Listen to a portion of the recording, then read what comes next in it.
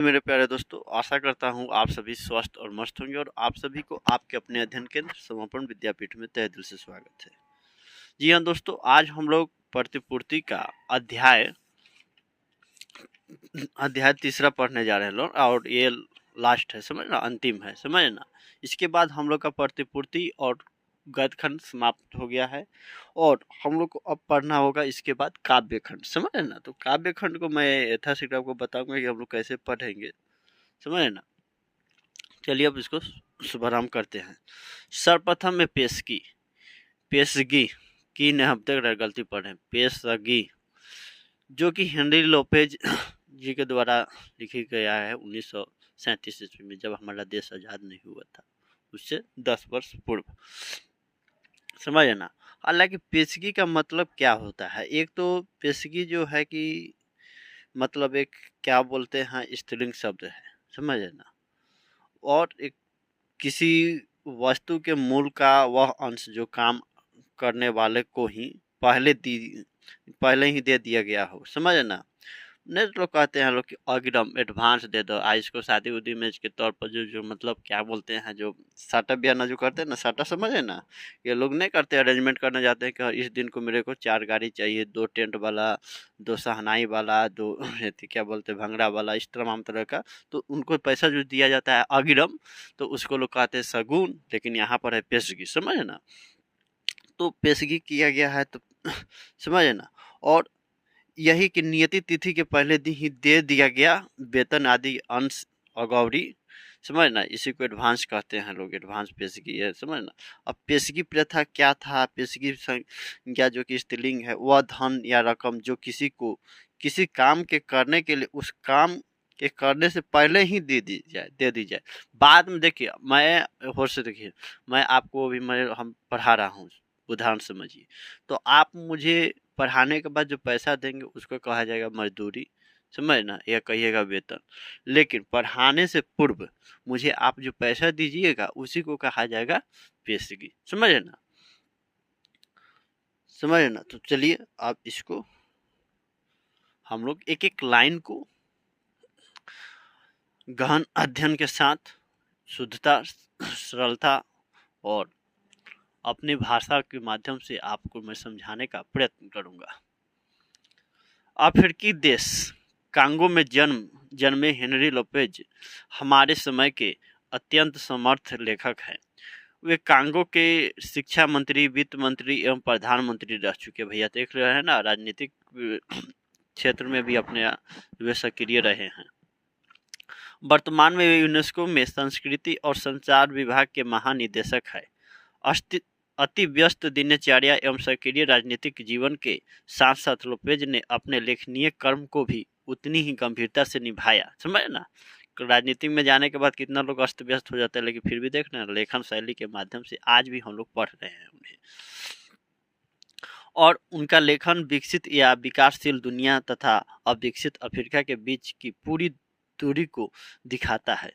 इस तरह उनका लेखन न केवल अफ्रीका बल्कि दुनिया की बृहत्तर आबादी, उसके जीवन और उसकी पीड़ा का रचनात्मक साक्ष्य बनकर प्रस्तुत होता है। अच्छा नहीं है, छोटी बच्ची ने मुंह बिचकाते हुए कहा। मुंह बिचकाते हुए तो समझ ना, मुंह थोड़ा सा अलग अलग करना, मुंह ऐठना लोग गाँव में कहते हैं। तो हाँ हाँ हाँ है फ्रैंकवा, देखो। यह कहते हुए कारमेन ने खुद संतरे का एक चीरा मुंह में डाल लिया, फिर उसने आंख मूंद ली, यानी बंद कर ली, यानी समझ ना। छोटी लड़की उसे स्थिर भाव से देखती रही। पूरा खा लो। कारमेन ने उसे संतरे का चौथाई भाग दे दिया। ऐसा लगा जैसे पुरोहित अपने जजमान को अर्पित कर रहा हो, लेकिन छोटी बच्ची ने गुस्से से अपना मुंह फेर लिया। अब तक 7 बज चुके थे। कारमेन को काम निपटाने की जल्दी थी, क्योंकि वह मालकिन से अब तक नहीं पूछ पाई थी।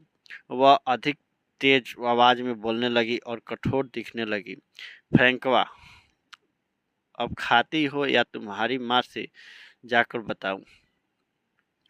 पर बच्ची ने एक ही नहीं माना। घर की मालकिन अपने पति के साथ बैठक में थी। वह ब्रिज खेलने के लिए आमंत्रित मित्रों का मनोरंजन कर रही थी। समझ ना, वह पहले ही कई बार कार्मेन को मना कर चुकी थी। जब वह अपनी कंपनी में होती तो उसे तंग नहीं करे। ऐसे में कार्मेन भला यह साहस जुटा पाती कि उन लोगों की मौज मस्ती में खलल डाले। उसे फटकार सुनने का डर नहीं था। वह मानती थी कि लोग ऊंची आवाज में बोलकर खुद का तनाव दूर करते हैं और चौकीदार फर्डी फर्डिनांड के अनुसार चूंकि मैडम का पति उसे पीटता था, वह अपना गुस्सा नौकरों पर उतारती थी। इसमें नाराजगी क्यों? शांत चित्त से इसे स्वीकार करना ही कहीं बेहतर था। लेकिन अपरिचितों एवं अन्य लोगों के सामने डांट सुनना थप्पड़ खाने से भी ज्यादा बुरा था। समझ है ना? अब अपरिचित लोग होते हैं, उनके सामने आप थोड़ा सा एक होता है कि नया पद प्रतिष्ठा, मतलब अपना जो होता है ना कि अपना एक अलग पहचान स्थापित करना, उसी के बीच में किसी को डांट सुनना, मतलब समझ वो बोल देना, उसको तो थप्पड़ खाने से भी ज़्यादा बुरा था। इसलिए कार्मेन ने रुकना मुनासिब समझा। समझ ना? और फिर मैडम को एक बुरी आदत थी। वह बच्ची के साथ इस तरह बात करती मानो वह वयस्क हो। समझ है ना?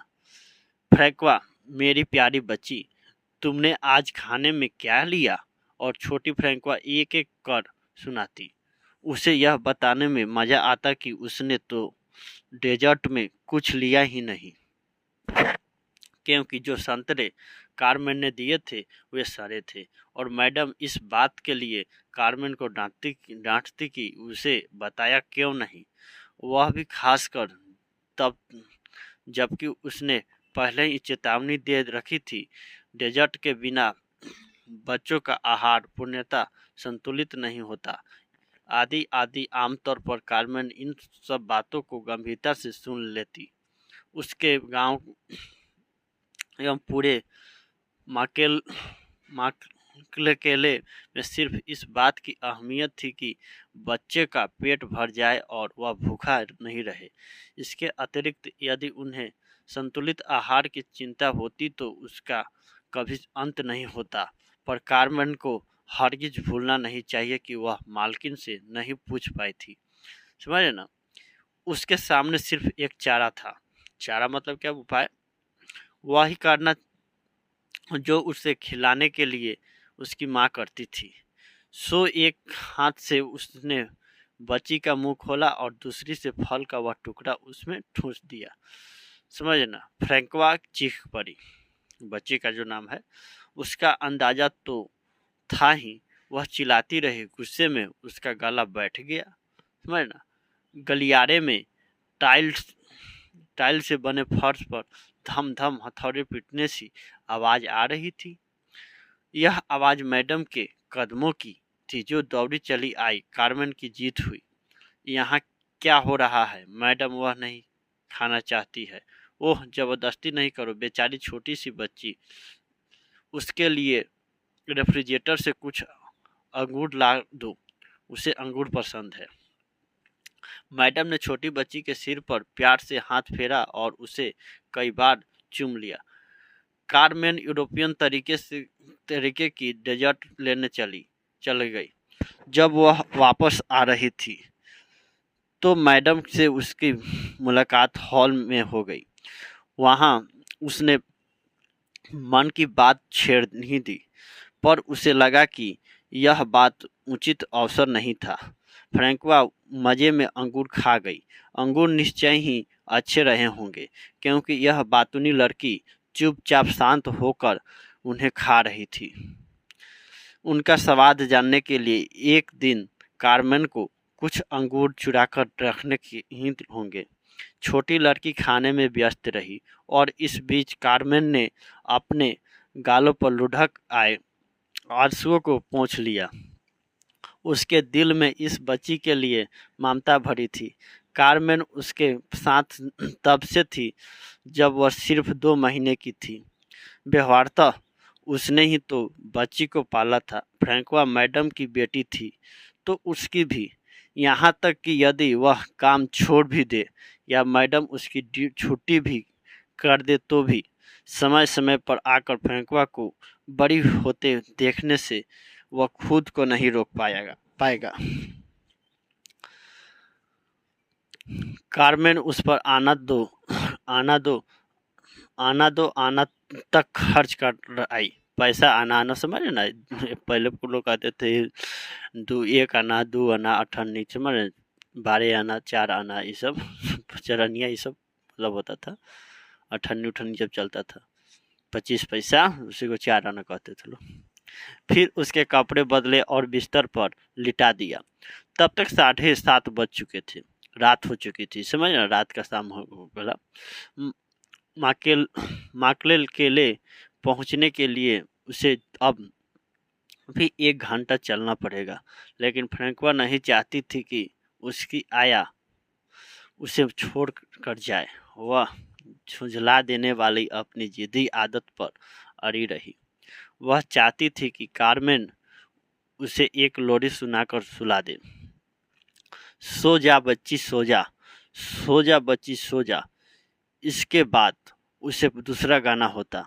वैसे तो दूसरी लोरी सुनते सुनते बच्ची सो जाती, पर उसे शाम 3 गाड़ी पड़ी। कार्मेन गाती रही, पर उसका ध्यान कहीं और था। वह फ्रैंकवा के बारे में सोचती रही, जिसे वह अपनी संतान की तरह ही प्यार करती थी।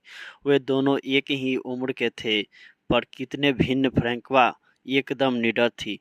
वह बेहिचक बड़े बुजुर्ग के साथ बात करती, नौकरों पर हुक्म चलाती और अभी से कपड़े पसंद करने में नाक भौं सिकोड़ती, पर उसके बेटे हेक्टेयर की बोली नहीं फूटती। वह लजालू था, पर अजनबियों से दूर रहता। अभी से उसकी आंखों में उदासी छाई थी। फिर भी दोनों बच्चे एक ही पीढ़ी के थे, एक ही भाषा बोलते, पर क्या एक दूसरे को समझ पाएंगे? कार्मेन यह सब ईर्ष्यावश नहीं सोचती, पर वह इतना जरूर चाहती थी कि हेक्टर की अच्छी परवरिश हो। लेकिन यह कैसे संभव हो? समाज और मानव स्वभाव दोनों को बदलना होगा। उस दिन काम पर जाने का उसका जरा भी दिल नहीं करता। पूरी रात बेचारा छोटा सा बच्चा रोता रहा। उसके पेट में दर्द था, उसे दस्त लगा था। कम से कम 3 बार बाल्टी आई थी। 3 बार उल्टी देख रहे ना, बाल्टी पड़ रहे हैं। कोई लोगों की कहाँ इनको ध्यान है मास्टरवा का। समझ ना, थोड़ा सा भाव में चल आते हैं हम भी ना, भावनाओं में बह गए। पहली बार तो उसे कुछ आराम मिला था, लेकिन अंतिम बार पेट में पेट में मरोड़ पड़ता रहा, समझ ना, दर्द, पर कुछ भी बाहर नहीं आया। बच्चे का दर्द एकदम झलक रहा था। उसे सांस लेने में कठिनाई हो रही थी और माथे पर पसीना आ गया था। वह तो बिल्कुल घबरा गई। पहले ही वह अपने 2 बच्चियों को खो चुकी थी, इसलिए थोड़ा सा समझ ना, बदहवासी में उसने उसी माहौल में सोई अपनी माँ को जगा ही दिया होता, पर उसने खुद को संभाला। उसे डर था कि माँ समय गंवाए बिना उसे ओझा के पास ले जाएगी, समझ ना। जैसा कि पहले दोनों बच्चों के साथ हो चुका था। ओझा के बारे समझ ना, जो झाड़ फूक करते हैं गाँव में, और वे मर गए थे। फिर भी एक बार उसे अपनी आमदनी के बराबर चढ़ावा देना पड़ा था, समझ रहे, मरने के बाद भी उनको चढ़ावा, मन्नत न जो होता था उनको चढ़ावा एक अलग चीज़ होता है। और उनकी मौत के बाद स्थिति तो बदतर हो गई थी। तांत्रिक ने बच्चों को मृत्यु का कारण उसे ही घोषित कर दिया। अपने माता पिता द्वारा चुने गए वर से शादी करने से वह 5 वर्षों तक इनकार करती रही थी। इतना ही नहीं, उसे एक के बाद एक आती बूढ़ियों का बकवास भी झेलना पड़ता, मानो बच्चों की मौत का गम कुछ कम हो। वह उसी बात को बार बार दोहराती और अपनी बात मनवाने के लिए दबाव देती। वे उस पर दबाव डालती थी कि या तो भगवान पूर्वज आत्माओं की मर्जी को स्वीकार करे या फिर बेचारे बच्चों की नियति फिर कीटों के पियन से शादी कर लेनी चाहिए, उसके बाद सब कुछ ठीक हो जाएगा। क्या वह एक अच्छा सौदा नहीं था? सरकारी ड्राइवर की ड्यूटी के बाद वह खुद अपना मालिक था। क्वेंज इंडो चाइना में उसकी 4 टैक्सियां चलती थी, एक दुकान एवं एक बार भी थे। कीटोंगे उसका भार उठा लेगा, उसे और काम करने की जरूरत नहीं पड़ेगी। पर हाँ, उसे पहले से ही 2 बीवियां थी, उनमें से एक बेकांगो में थी तो दूसरी कमेंज में बार चलाती थी, समझ रहे? बार। वह यह सब सोच ही रही थी कि इतने में उसके बेटे ने बुलाया। वह उसकी चटाई पर सोना चाहता था। उसे अकेले में डर लगता था, क्या वह सुबह तक बचेगा? कुछ बच्चे बीमार पड़ते हैं तो उनके माता पिता तुरंत फोन उठाकर नंबर डायल करते हैं तथा सीधे डॉक्टर के पास पहुंच जाते हैं। डॉक्टर वह सब करता है जो आवश्यक होता है या उन्हें भरोसा दिलाता है, पर गरीब लोग नहीं। सबसे नज़दीक वाले दवाखाने में रात बंद रहते हैं और अस्पताल में जिस नर्स से पाला पड़ता है वह बदमिजाज होती है। वह हंगामा कर देती है क्योंकि लोग उसे नींद से उठाने की जुर्रत करते हैं। जहाँ तक किसी डॉक्टर के पास जाने का सवाल है, शहर के अच्छे भाग में रहने वाले लोग रात में किसी ऐरे गैरे के लिए दरवाज़ा भी तो नहीं खोलते। फिर वह ख्याली पुलाव ही पका रही है। किसी प्राइवेट डॉक्टर से दिखलाने में पैसे भी तो लगते हैं। आखिरकार सुबह होते होते बच्चा सो गया। जहाँ तक कारमेन का सवाल था, उसे उठकर काम पर जाना था। उसे प्रतिदिन माकलेकले से पिपला तक 2 घंटे अवश्य चलना पड़ता। पिपला है ना भैया? हाँ, पिपला है कि मिपला है? मिपला म यहाँ पैसा लिखता है लोग ना, कभी को लगता है कि म है कि प है। मिपला या पिपला देखिएगा, ये भी देखिए म, और यहाँ भी देखिए। क्या कहे, मिपला या निपला पढ़ लीजिए, निपला ही होना चाहिए। तक 2 घंटे अवश्य चलना पड़ता। चूंकि उसकी मालकिन, देखिए मालकिन भी है, इसे माँ देख रहे हैं ना, उसे 7:30 से पहले पहुंचने को कहती। समय का अंदाजा आसानी से लगाया जा सकता है। थकान के कारण वह बिस्तर में लेटे रहने नहीं चाहती थी। उस सुबह वह काम पर जाना भी तो नहीं चाहती थी। उसे अच्छा लगता यदि वह अस्पताल जाकर यह पता करती कि हेक्टेयर को दरअसल बीमारी क्या है। जब भी वह बीमार पड़ता, कारमेन ने उसे अकेले नहीं छोड़ना चाहती। उसका दिल बेचैन हो जाता।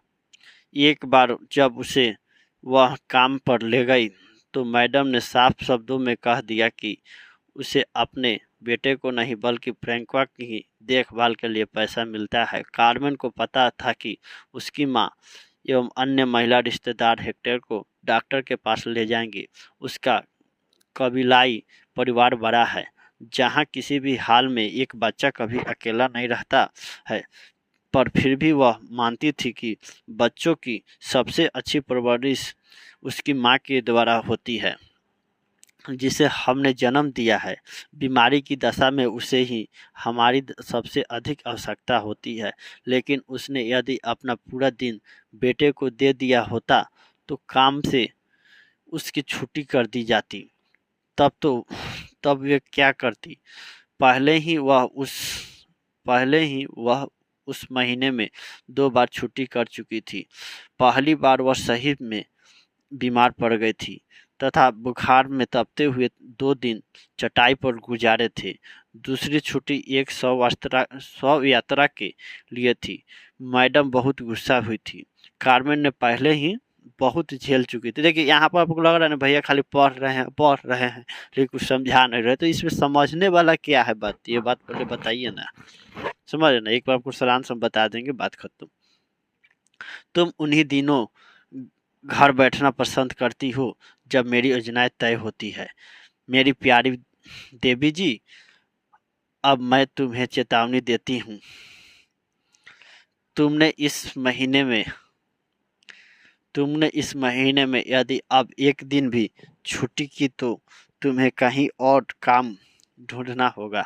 वह कैसे समझाए? कारमेन ने तो पूरी कोशिश की, पर गोरे लोग ये तो समझते हैं कि हम जब भी काम पर नहीं आते तो उसकी वजह होती है आलस। हेक्टर के इतने बीमार होने के बावजूद वह आज काम पर आई। दोपहर में उसकी बहन ने कहलावा भेजा कि डॉक्टर ने कुछ दवाइयाँ लिखी है। हमेशा की तरह फिर वह पैसे कहाँ से देगी? पर हेक्टेयर को ठीक होना जरूरी है। और उस शाम कारमेन उस छोटी सी लड़की के लिए गा रही थी जिसके पास सब कुछ था। उसके माता पिता जेंटिलमैन एवं लेडीज के साथ ताश खेलने में मशगूल थे। फ्रैंकवा के सो जाने के बाद कारमेन रसोई में चली गई। मेहमानों की ब्रिज का खेल खत्म होने तक उसे प्रतीक्षा करनी थी। वह बूढ़े चौकीदार फर्डिनांड के साथ बात कर समय बिताने लगी। उसे ऐसा करना सामान्यतः अच्छा लगता था। उसका दिल हल्का हो जाता था, चिंता कुछ कम हो जाती।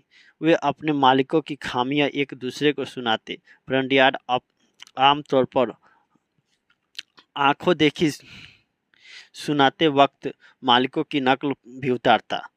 कारमेन खूब हंसती, पर उस शाम वह गुमसुम रही और फर्डिनांड ने उसे इस पर टोका भी था।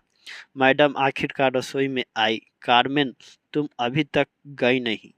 यह सबसे कठिन घड़ी थी। मैडम, मुझे कुछ रुपए चाहिए। क्यों? रुपए तो मैंने 10 दिन पहले ही दे दिए थे। मेरा बेटा बीमार है, उसे दवाई चाहिए। लो जरा इनकी बात सुनो। तो अब मैं जन कल्याण कोष बन गई हूँ। इनके पति नहीं हैं, पर बच्चे हैं। उन बच्चों की देखभाल तो करती नहीं। मैडम, गोरे लोगों का मानना है तो तुम्हारा बच्चा बीमार होगा ही। तुम मेरी बात जो नहीं सुनती। मैंने तुम्हें बार बार कहा है कि उसे सही ढंग से जरूर खिलाओ। तुमने कभी ऐसा किया? नहीं मैडम, नहीं, बिल्कुल नहीं। तुम्हारे सारे पुराने मैनिक से उसका पेट भरना आसान जो है। कारमेन क्या जवाब देती है? यह कहती है कि मैडम द्वारा बनाया गया आहार देने का उसने प्रयास तो किया था, परंतु मैडम को इस बात का एहसास ही नहीं था कि कारमेन के मासिक तनख्वाह का 3 गुना वह अपने पति, बच्ची एवं अपनी बिल्ली को सिर्फ 1 सप्ताह खिलाने पर खर्च करती है। यदि वह मैडम को यह बात कहती तो बदतमीजी के लिए उसे काम से हाथ धोना पड़ता। पर जो कुछ भी हो, शाम के इस वक्त मेरे पास पैसे बिल्कुल नहीं है। तुम जंगली लोग कब यह समझोगे कि पैसा पेड़ पर नहीं उगता? तुम रुपयों का अलग अलग मद बनाकर उन्हें बचाना कब सीखोगी? समझ ना, पैसा का मतलब क्या होता है, किफायती क्या होता है, बचत, उसके बारे में बताया जा रहा है।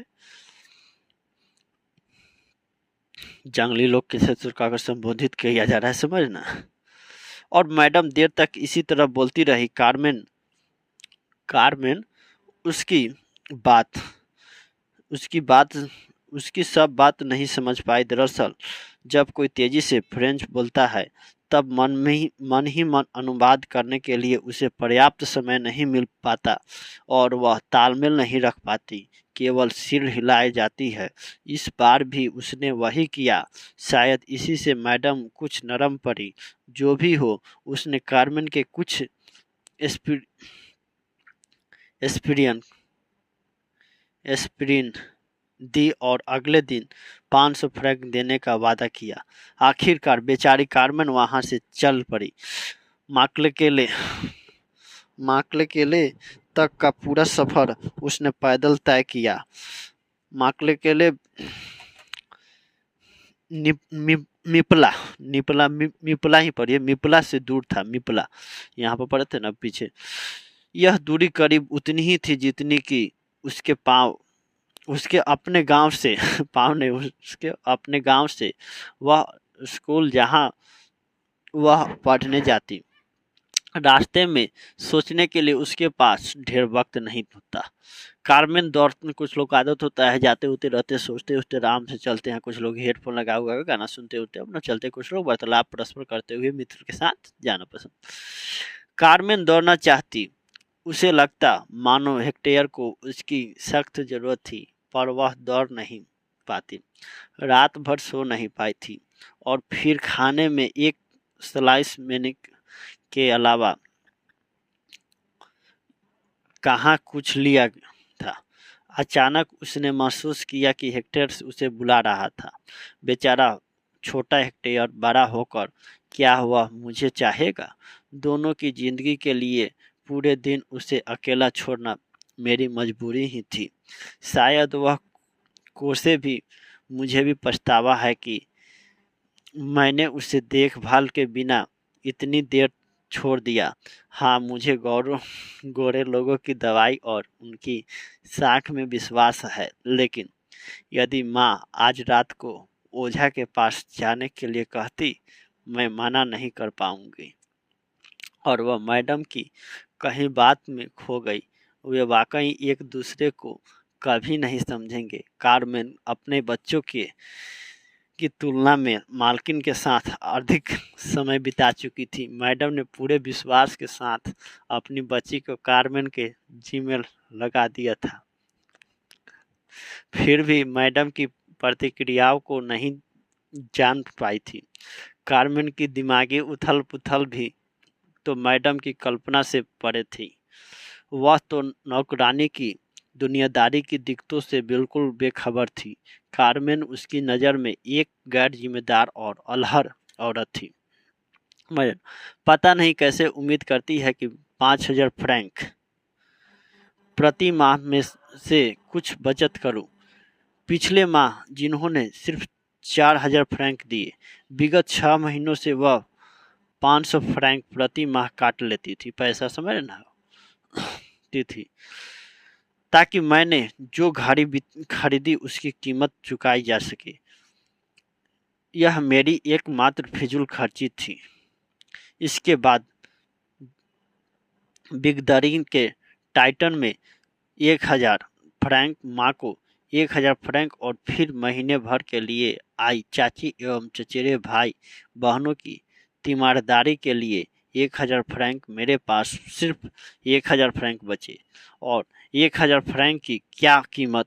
मैडम खाने पर प्रतिदिन उतना खर्च देती है। सड़क की मध्यम रेशम रोशनी में गाड़ियां गुजरती रही। सामने से आने वाली गाड़ियों की हेडलाइट उसकी आंखों की चुंधिया जाती। पीछे से आने वाली गाड़ियों से टकराने से वह बाल बाल बचती, पर कोई भी उसे लिफ्ट देने के लिए नहीं रुकता। हालांकि वह भली भांति जानती थी कि उनमें कम से कम आधी गाड़ियों को उसकी तरह की कोई काला चला रहा था। पर आज के दौर में जिसकी जैसी मर्जी, ओह काश कल मैडम को दवा के लिए पैसा देना याद रहे। बीजा स्ट्रीट के नज़दीक आते ही रात की शांति को चीरती महिलाओं के कर्दन की आवाज़ उसके कानों में पड़ी। मवाना मोनऊ में ककेंदर है, हेक्टेयर है। मवाना मोनऊ में कवेंदर है। वह समझ गई, दवा या ओझा। काफ़ी देर हो चुकी थी। ओह मेरा बेटा गुजर गया, ओह मेरा हेक्टर, ओह मेरा बेटा गुजर गया। समझे ना। तो इस तरह से कहानी को समझे ना, किस तरह का मतलब प्रतिपूर्ति है। ऐसे भी इससे प्रश्न जो है कि बहुत कम आते हैं, लेकिन फिर भी आप लोग को लग रहा हो कि हाँ भैया क्या ही बोल रहे हैं और कभी पढ़ाते उड़ाते नहीं हैं। तो इस संदर्भ में मैंने सोचा कि आप लोग को बता दूं। बात समझ रहे ना। तो मिलते हैं अगले क्लास में, तब तक मुझे याद दीजिए। जय हिंद, जय भारत।